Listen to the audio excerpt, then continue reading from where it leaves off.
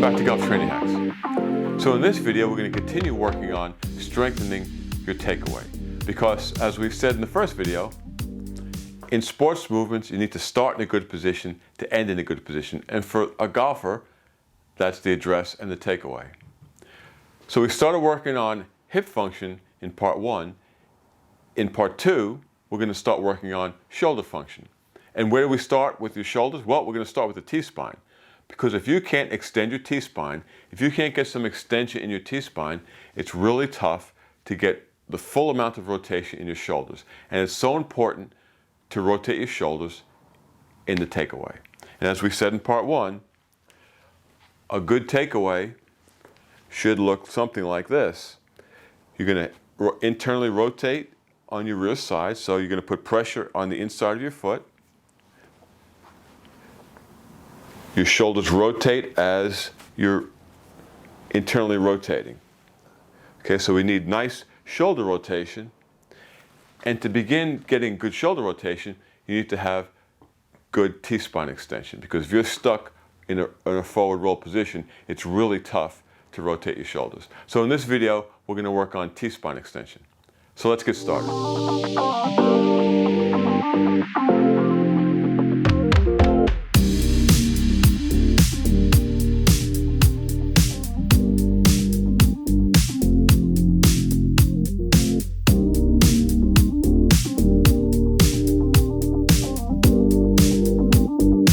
Before you do anything to help your rotation in your upper back, you really need to begin to get some extension in your upper back. Because without extension, it's really hard to rotate. And not only that, but without extension, if you're trying to rotate with your upper back in too much flexion, that could actually be an injury risk. But as far as the golf swing goes, you need to extend your upper back as you're working into your backswing. So Cheryl's going to demonstrate 2 easy ways to use a roller to begin to get some extension in your upper back. Breathing is so important. So in the first one, Cheryl's going to put her arms over her head, her hips stay on the ground, going to take a deep breath in through her nose and let it out through her nose and just relax over the roller. If she has the roller high up, you could actually lower the position. She's going to come down a little bit and just breathe. So Cheryl's taking a deep breath in, nasal breathing, and she releases and she levers over the roller. Deep breath in, you come up and release the breath, and nice and easy. And you could just stay and breathe in this position too and just take some deep breaths there in the down position. Now the second version of this would be a little bit more difficult. So Cheryl's going to come up in this starting position. She's going to raise her hips, then take a deep breath in, and then lower her hips and her shoulder, and her arms rather, at the same time. Deep breath in, hips come up, arms come up, and then exhale, and the hips and the arms go down. So this is a nice, easy way to get some extension movement into your upper back. As we say with everything, you go where you can. Cheryl has some nice extension.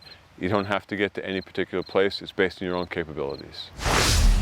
In this video, Cheryl and I are going to show you how to get some gentle motion in your back. Now, in other videos, we've done a cat-cow. That's a really non-aggressive position. It's a classic yoga position. Cheryl's going to demonstrate a cobra, and then she's going to go into a rocking cobra. This is a little bit more advanced. Again, you go to where you can. You don't have to be in any particular position. Cheryl happens to get very nice extension in her back. If you can't get that far, obviously you don't want to push it. Okay? Ready, Cheryl? Ready. All right, so this is just classic yoga. Cheryl's going to go into a cobra. So all this, what you're doing now is you're getting a nice global extension into your upper back and into your lower back. Now, Cheryl's going to turn into a rocking cobra, where she's going to rock and then just flow into a cobra.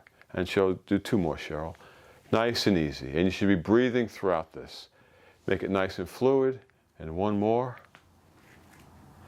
It's nice, easy motion for your back. Great, Cheryl. So as we talked a lot about, and we do talk a lot about in Golf Training Hacks, a neutral spine has some extension in your lumbar spine, a little bit of flexion in your T-spine, your upper back, and a little bit of extension in your neck, your cervical spine. Too much or too little is not good, especially when you put force on it. But in a case like this, we're trying to get a little more extension in the lumbar spine. and a little bit more extension in your upper back. So there's not a lot of load on this, so your back needs to get in and out of extension, in and out of flexion. If it's stuck in any one of those positions, that's not good either. And this is a great way to get some easy, non-threatening movement into your lower back and your upper back. And it seems pretty straightforward, but you should also focus on the breathing and keeping that consistent, because that will be the best case scenario while you practice these moves. Yeah, breathing is key, and you hear us talk about this all the time. Breathing, that deep diaphragmatic breath in and out through your nose sends the relaxing signal throughout your neurological system to relax. It's not a threatening position. You know, no one can really relax thoroughly unless they have a deep diaphragmatic breath, okay? So thanks for watching. In this video, Cheryl and I are going to show you a little more advanced yoga position or yoga move. It's an elevated cobra position. Now, what's good about this position is you're actually doing an end range isometric in a relatively safe position. Okay, you ready, Cheryl? Ready. Okay. Now, Cheryl's going to also use the breathing, the 4-4-8 breathing in this. So she's going to go into an elevated cobra, and she's going to take a deep breath in. She's going to hold it for about 4 seconds. And then as she comes out of it, she just releases, nice and easy. And take a deep breath in. Now in this position, she's actually holding an isometric contraction. So you're putting an end range isometric into the lumbar extension. It's kind of teaching your neuromuscular system that this position is okay. All right? Very good, Cheryl. Beautiful. Now the caveat here is, when you're under force, you want a neutral spine. That means some extension in your lumbar spine, some flexion in your upper back with your T-spine, and some extension in your cervical spine. There's not a lot of force in that movement, so it's okay to put some more extension into your lower back.